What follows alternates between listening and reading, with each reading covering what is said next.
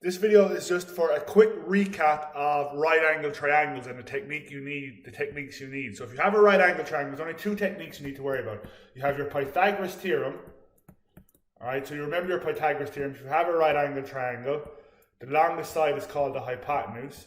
The other side you can just call A and B. And your theorem tells you that a squared plus b squared is equals to h squared. Now we're all familiar with that. That was one technique you had for right angle triangles. And the other technique we had for right angle triangles was our SOHCAHTOA, or sine, cos, and tan. Alright, so remember, if you had a right angle triangle, let's call this the angle A. You know you have your hypotenuse. The side that was opposite the angle, you call that the opposite. And then the side that was beside the angle, that's called the adjacent. And you had three ratios. You had the sine of the angle, the cos of the angle, and the tan of the angle.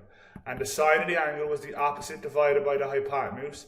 The cos of the angle was the adjacent divided by the hypotenuse. And the tan of the angle was the opposite divided by the adjacent. So this is all revision stuff for you guys. This isn't an introduction to this. This is just reminding you of the stuff that you already knew. So if you're dealing with a right angled triangle, the only techniques you need are Pythagoras theorem and your sine, cos, tan. We don't need to worry about anything else.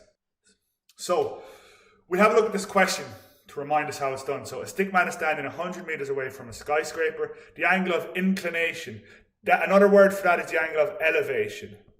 Alright, angle of elevation is the same thing as the angle of inclination. It's just the angle you make when you look up at something. So that's the 60 degrees in there. It's measured against an imaginary horizontal line coming from his eyes. So the angle of elevation is always measured against an imaginary horizontal line, and that is the 60 degrees.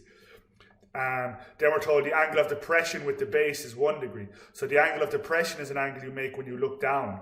So there's the 1 degree right there. Once again made against the horizontal line. And the first bit we're asked to do is calculate the height of the stickman. Alright, so we want to get the height of the stickman, which is that distance right there.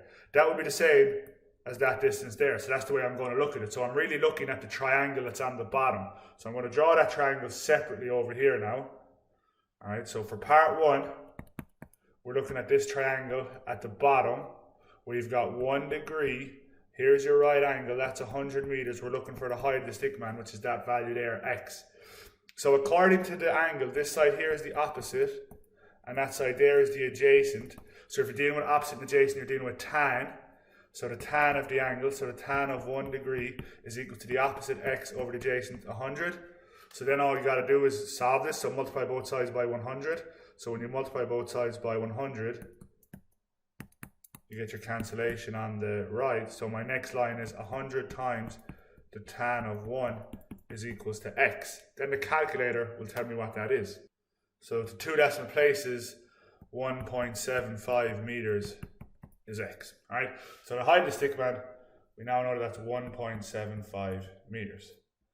Part 2 is asking me to get the full height of the skyscraper. So I'm just going to use capital B for building, the full height of the building. So what we really need to do here is find the distance from there to there. Let's call that y. Alright, we already know the 1.75 at the bottom, so we're just going to split that off and find the rest of it. So we're dealing with the upper right angle triangle now. So I'll do part 2 right here. So we're dealing with the upper right angle triangle. You've got 100 meters here and you've got 60 degrees here. Let's call that distance y and find it. So once again, we've got opposite and adjacent, so it's tan. So the tan of 60 is equal to the opposite over the adjacent. Same again, multiply both sides by 100. 100 times the tan of 60 is y. Calculator will tell me what that is. So 100 times the tan of 60, 173.2 is y. Then to get the height of the building, remember, you add on that to the 1.75. So the building then is the 173.2 plus the 1.75. And if I go to the nearest meter, that's 175 meters. So the building is 175 meters tall.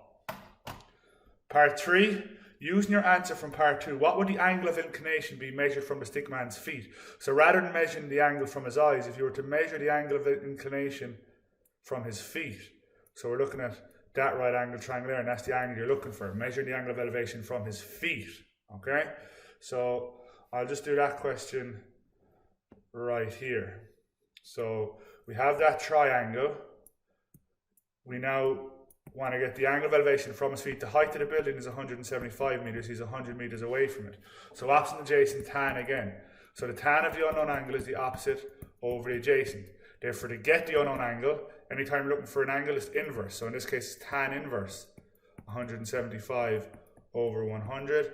And then the calculator once again will help me out here. So type it into the calculator. Tan inverse 175 over 100.